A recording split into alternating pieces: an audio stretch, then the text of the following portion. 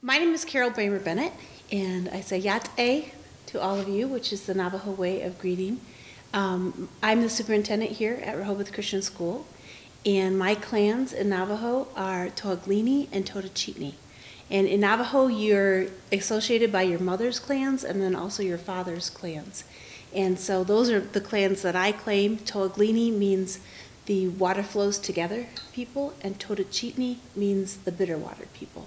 And I'm going to talk a little bit more about how the Navajo culture works, and I'm going to weave in kind of a devotional and some ideas I have just how the culture has affected me in my understanding of God and the Navajo people. So I'm going to use a couple of demonstrations here just to kind of teach you some things about Navajo culture. This is a Navajo cradleboard, and you might see some of these this week while you're here. It is getting less and less common to see them because, especially out and about, because of car seat rules, actually. This was the way that people would carry their children around, and it works out great, but a lot more times now they're just used in the home. So this is about a medium-sized cradleboard, and you actually would put a child into here, and this lace here unlaces, this little zigzag here unlaces. You'd wrap the baby up kind of in a little burrito wrap in a little tight blanket and lay another blanket down to cushion the board and then put the baby in. And then the mother sings to the child as she laces up this strap here and sings to the child traditionally about being a hero. There's the hero twins are a couple of characters in Navajo stories and Navajo mythology. And so the mother sings about these hero twins to the baby, praying and hoping that her child will also grow up to be a hero. So I want to talk about some of the parts of the cradleboard because it all has meaning, and there's a lot of depth of meaning in the Navajo culture. So the cradleboard, the first thing you might notice about the back, anybody notice anything about the back? Just real simple observations.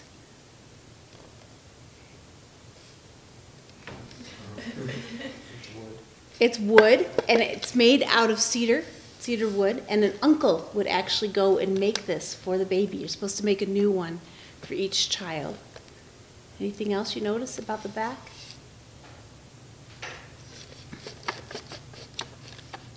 It's two pieces, isn't it? It could be one piece, and it might even be stronger if it were one piece because and simpler because you have to hook these together and tie these together, right?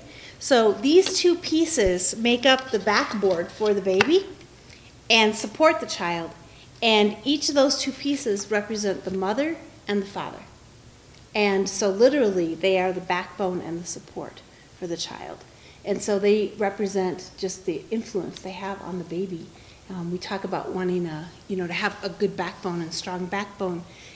Physically you want to have that, but also as far as your character goes, you want to have strong backbone when you're developing into a person. And so that's the support. Now, when I was actually brought into the world, I didn't have such a strong support because my biological mother and father were not together and had decided they would not get married and did not want to raise me. And so they decided to have me put up for adoption. And so even as just an infant and a few months old, I didn't have this automatic backbone that a lot of you probably had when you were born. And so that's kind of influenced my life.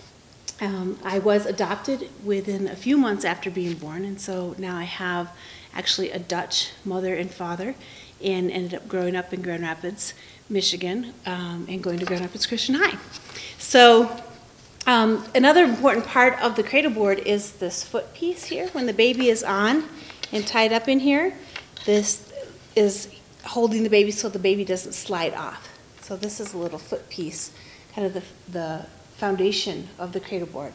Can anybody tell what shape this is? Pentagon, a house. Very good. It's a hogan. It is a hogan.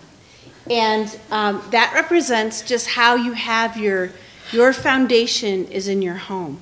And the really cool thing about the hogan is it has all kinds of symbols within it as well. So a hogan can be 6 or 8 sided, depending on if it's a male hogan or a female hogan. This is an 8-sided hogan, and it's got tons of symbolism in it. First of all, it can be made out of stacked logs, kind of like a log cabin would be made. So each corner is a corner like this with the logs, and this represents exactly what I'm doing with my hands here, that the hands of your family, the hands of your ancestors are surrounding you in your home and protecting you. Oftentimes, I was told once that a traditional hogan would be made out of 9 stacked logs, so not very tall. Can anybody think of what 9 would represent if we're talking about homes and family, parents and children? Is number 9 important at all? Pregnancy. Yeah, it represents the 9 months. He's on tonight. It represents the 9 months of pregnancy. And in fact, I know this is kind of embarrassing to talk about, but this whole little roof here, this mudded roof, rounded roof, represents a pregnant woman's belly. And this little smoke pipe coming here represents the belly button or the umbilical cord. And so your home is supposed to be like a womb. So you're born, you're in your mother's womb, and you're developing and you're being nourished until you're ready to be born at 9 months. And then you're not independent yet. You still need development and nourishment and all of that. And so this is like a second womb for children to be raised in. And that's how safe and protected it's supposed to be. Now, unfortunately, I work with a lot of students who don't have that. And all over the world, we can see that there's homes that are not like a womb. They're not this safe, protected place for children to be. But that's something that we work on a lot here at Rehoboth, is to make sure that kids are learning what home is supposed to be like and encouraging them to be engaged in positive and healthy relationships, so that even if they weren't in a safe home, even when they were growing up, that they would still have the chance to create a safe home for their children in the future. So this is kind of interesting, this umbilical cord idea. The smoke of the fire from the home rises up, and it connects the family and the people up. Smoke sometimes is used like incense. It represents prayers rising, so it can be a connection up to the deities. But also it's that deep down connection into the family, into the home. The Navajos have an interesting practice of when the umbilical cord is cut from the mother and that little piece, after a few days falls off the baby, they actually take the umbilical cord pieces and bury it somewhere around the hogan on their land and property. And they say that represents always having the child come back home. Wherever your umbilical cord is buried is your one true home that you will always come back to. And it's a beautiful symbolism of always wanting your children to return to you.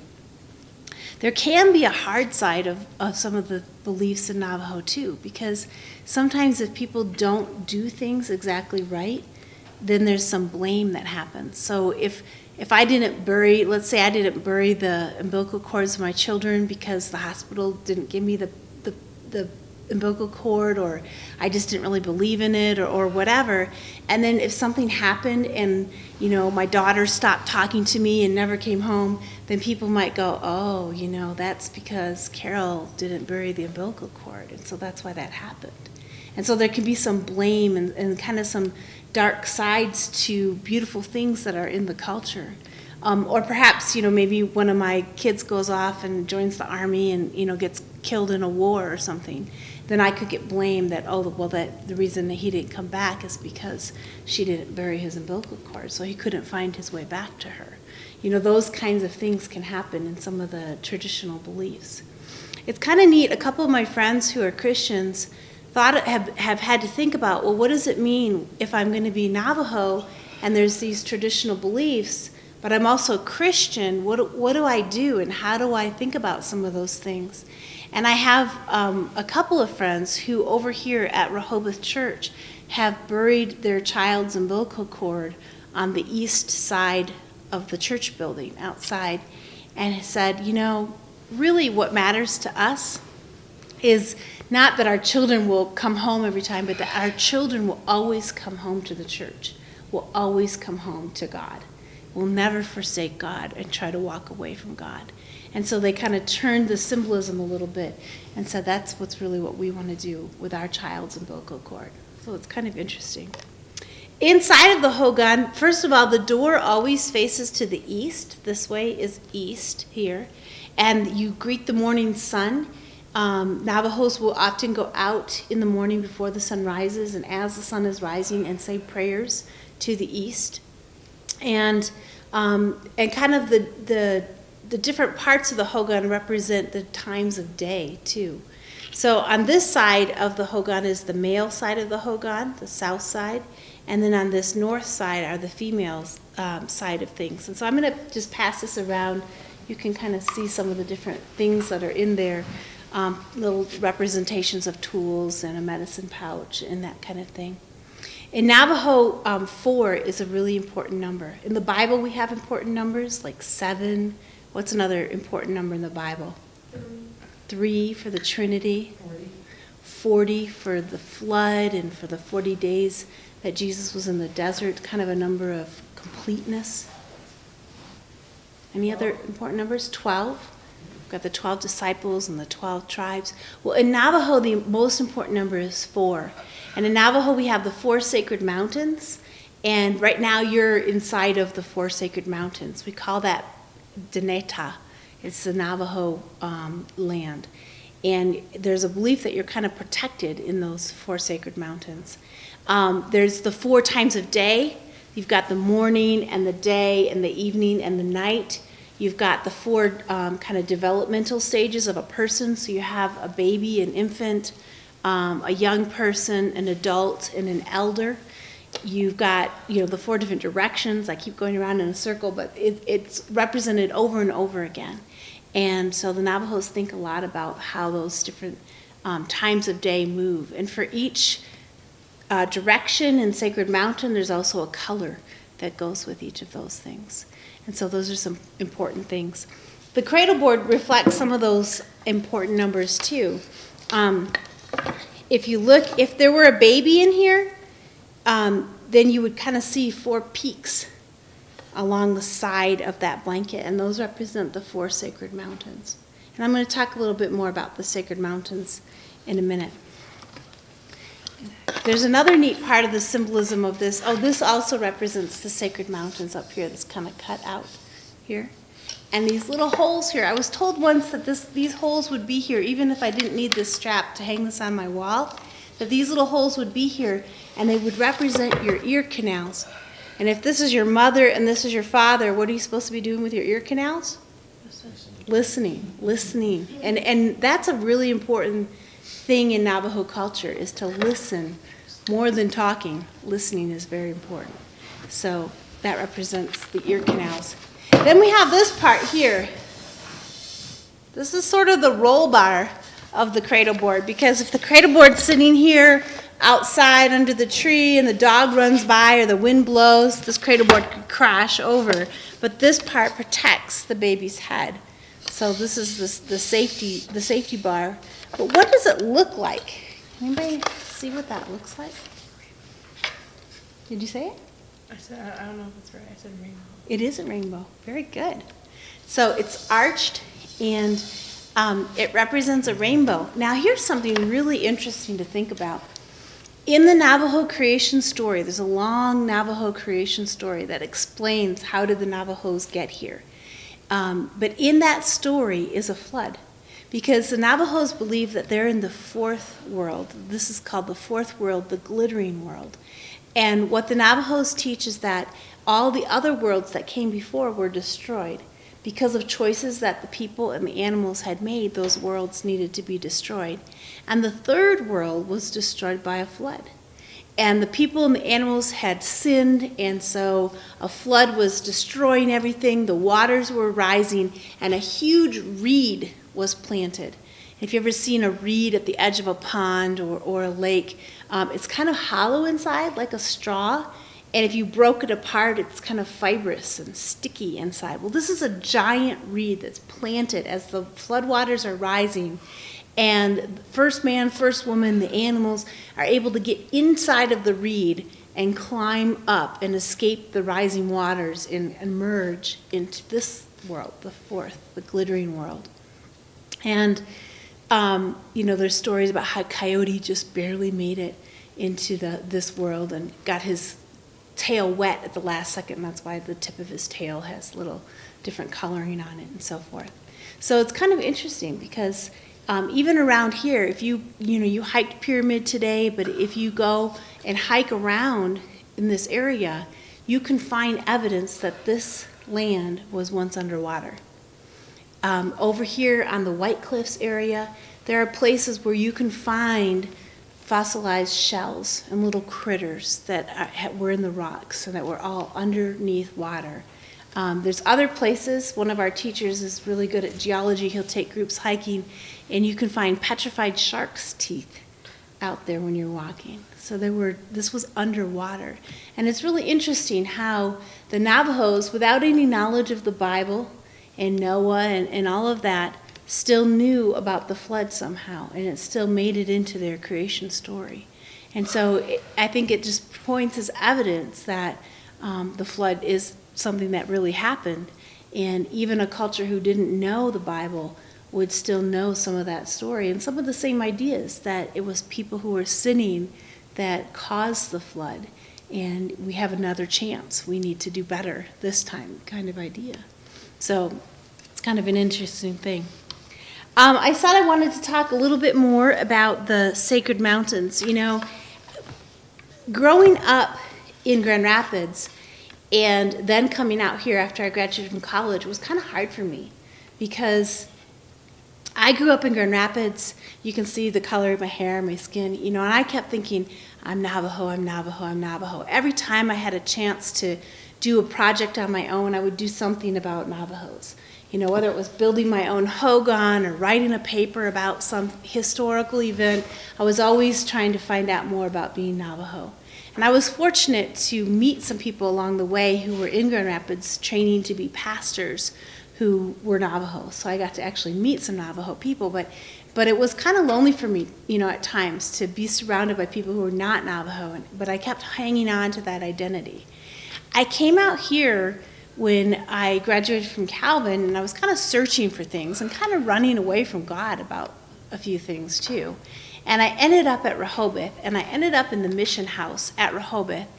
And I was about 3 weeks into my stay, and I remember being on the bed in the mission house and crying and pleading to God and kind of grabbing my head going, I'm Dutch, I'm Dutch, I'm Dutch, I'm Dutch, I'm Dutch. All this time I thought I was Navajo, and when I was surrounded by Navajos, I realized I wasn't really Navajo at all. I didn't know the language. I had a brother named Ted Charles, he's my brother now, who said, I'm going to adopt you, Carol, as my sister, and I'm going to give you my Navajo clans, and so that you can have clans, because that's really important for your identity as a Navajo. I had other Christian brothers and sisters who were Navajo who taught me things and who mentored me along the way. And one of them is an artist, and his name is Elmer Yazzie. And he taught me about the Cradleboard, but he also made some things, and he made this painting, which is one of my favorite paintings that I have. And what he made me and helped me to realize is that, yes, I'm Navajo, yes, I'm Dutch, but more importantly than that, my identity is a child of God. And as a child of God, that shapes everything, really. And so I want to share this painting because he puts a lot of meaning into his paintings. And so this painting is called The Spirit of Availability. And in this painting, he's got 12 rocks because he knows how important numbers are to Navajos, but also to Christians. And so we've got the 12 rocks that are making up an altar here. And this person is on the altar. This is a person, this is the body, and this is the head of the person. And if you turn it this way, you can see that this is a person with a rainbow. And not only is the rainbow important as we think about the Old Testament story of Noah and being saved, but a lot of times churches will put rainbows on baptism certificates and so forth to represent covenant. God makes a covenant promise with us that he won't destroy the earth again, that he will be our God, and that he will love us. And so this person has that rainbow in there. These are the 4 sacred colors of the Navajo represented in here. And then in this person's head, I don't know if you can see this, but there's this spiraling out triangle. What do you suppose the triangle represents? The Trinity, that's right, the Trinity. Around here, if you're hiking and you see some rock art, you might see a spiraling out circle. And there's different theories about what that might represent. If it represents time, some people think that, there's other ones that represent rattlesnakes, but maybe a passing of time is represented. But the spiraling out idea, there's no beginning and there's no end. So just as God says, I'm the Alpha and the Omega, I'm the beginning and the end, he has no beginning and no end. This person has God, the triune God, in their mind. So this person is a Christian, offering themselves up on this altar to be a living sacrifice. And so that's what that represents. Now the interesting thing about this person is that Mr. Yazzie drew the person, painted the person, not to have any arms or legs. No arms or legs. And he did this because he wanted to talk about and have people think about, you know what? It's not really your abilities that God wants. It's your availability. Now, Mr. Yazzie is not only a really good artist, he's also our most winning cross-country coach, and he himself was a great runner. And so to think about not having any arms or legs for him would be quite an identity crisis, because he uses his hands to paint and he uses his legs to run. And so, he thought, what if I didn't have that? What use would I be to God? And that made him reflect and think about this idea of being available. So this is called the spirit of availability. And I would challenge you guys, I hope that this week here at Rehoboth that you have is a chance to get out of your comfort zones a little bit. You're in our 4 sacred mountains. And sometimes I've wondered, is it more sacred here? To me, this is a really sacred place. Being in Navajo land in Deneta is a very sacred place. And I feel a very strong call and connection to God when I'm here. But I don't think it's because our sacred mountains as Navajos are somehow more sacred than somewhere else on earth. God created all of the earth. Every square inch is his. But for me, it's more sacred here because right now I'm available to God and I'm obeying his call. Your sacred mountains may be somewhere else. They may not be very big mountains at all. They may be hills around in Michigan, and that's where you're supposed to be. But it will feel sacred to you if you're being obedient to God and you're answering his call. Maybe your sacred mountains will be far away in Africa somewhere or Asia somewhere, and you'll be called to that, and that will feel like the sacred place. But that's kind of what I want to challenge you guys as you're having this time away from what you're used to doing to really spend some time talking to God. God is strong and present here, but so is evil. And I'm hoping that you maybe have a journal or some way that you can converse with God and really be thinking about, what are you calling me to do? What are you moving in me, God, this week? And where am I supposed to go? Where are my sacred mountains going to be? And when I get there, I'm not going to rely on my own abilities, because our own abilities can't get us very far. And if anything, they can get in the way of us accomplishing good things. But then just to make yourself available to God. Thank you.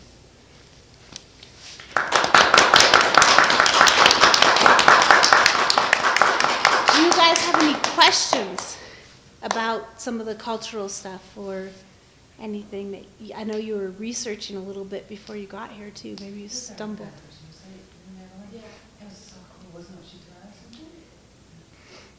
I'm curious, can you identify the 4 mountains for us? I don't know the Navajo names of them. Okay, but they are, the eastern one is Mount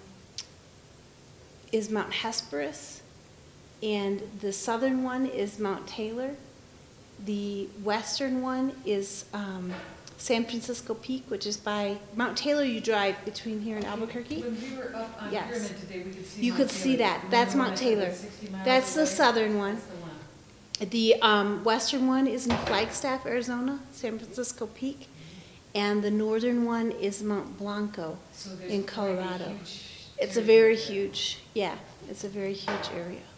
Yep. That's our theme verse for the week, for the year at our school. It's, Oh, really? Yeah, Romans 12 verses 1 and 2. Wow. Very That's nice. exactly- that's I think he has it written on the back of here too, maybe. Yep. It's got Romans 12 verse 2 written right there. Nice. I'll have to come and do a chapel. That would be so cool. I'll be there the end of February, beginning of March, probably. Just let me know ahead of time and I'll Yeah. get you signed up. Could say That'd be shout cool. out Rehoboth. Yes. Yeah. We'll have everybody stand up. Yeah. It's Us famous. 11 or us 9 people.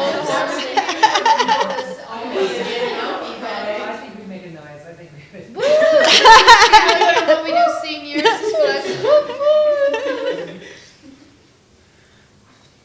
Any other questions? Yeah. Did you ever find your original parents again? I tried. Not so much because I needed that. I mean, there were some times when I first got out here that, Walmart is, everybody has to shop at Walmart because if you've noticed, there's no Target and, stuff around. So everybody's at Walmart, especially on the first Saturday of the month. Everybody's gotten paychecks and they're all at Walmart.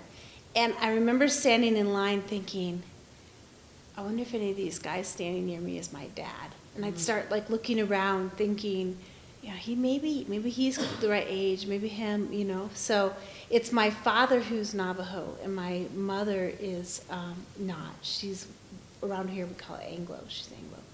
So I did try to find them when Theo and I were adopting our first daughter. She's Navajo. She's a senior here this year at Rehoboth. And there's rules, there's laws. There's a law called the Indian Child Welfare Act, which says that Native children should be adopted by Native families to protect the culture and so forth. And there was a time when actually Mormons were really adopting a lot of Navajos and kind of almost stealing. There was suspicions of even, kind of stealing children away because they have their own beliefs about how Native Americans fit into their own salvation stories and so forth. So, so when we were adopting our first daughter, I wanted to be able to better prove that I was Navajo. And so then I started to look. And I was finally able to write my birth mother a letter and sent it to the adoption agency that I was adopted through, which is Bethany. And then they sent it to her, and then she wrote back to me, gave it to them. And, so I don't really know where she lives or anything. But she basically said, I'm not going to help you. So that was really hard. Because when I was adopted, that was before they really recognized that dads have rights too. And so my mother's the only one in all the records. They don't have his name. So for the only way for me to get his name would be to get it She from wouldn't give her. it to you? And she wouldn't give it to me.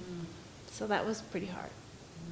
Because I had always grown up honoring her choice and recognizing that she tried to do something good for me and to give me this gift, and my parents are great, and my family's great, but to think that and I wrote her very specifically why I wanted to do this, because Theo and I were having a hard time having children, and and it just felt like real rejection that time, because, everything else seemed kind of like in theory, but so that was hard.